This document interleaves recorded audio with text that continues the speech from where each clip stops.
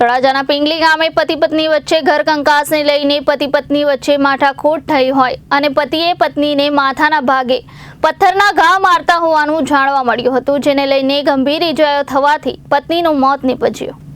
તળાજાના પિંગલી ગામે પતિ પત્ની વચ્ચે ઘર કંકાસને લઈને પતિ અને પત્ની વચ્ચે માથાકૂટ થઈ હતી અને પતિએ પત્નીને માથાના ભાગે પથ્થરના ઘા મારતા હોવાનું જાણવા મળ્યું હતું. તેને લઈને ગંભીર ઇજાઓ થવાથી પત્નીનું મોત નીપજ્યું હતું, જેને લઈને તળાજા પોલીસ ઘટના સ્થળે દોડી જઈ ડેડ બોડીને તળાજાની સરકારી હોસ્પિટલમાં લવાઈ હતી, જેમાં ડેડ બોડીને પેનલ પીએમ માટે ભાવનગર લઈ જવાઈ હતી.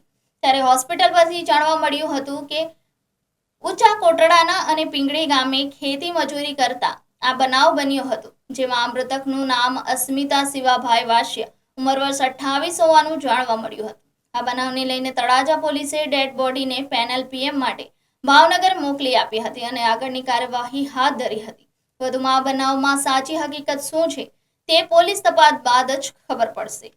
Reporter Firoz Malik, Janadesh news, Bhavnagar.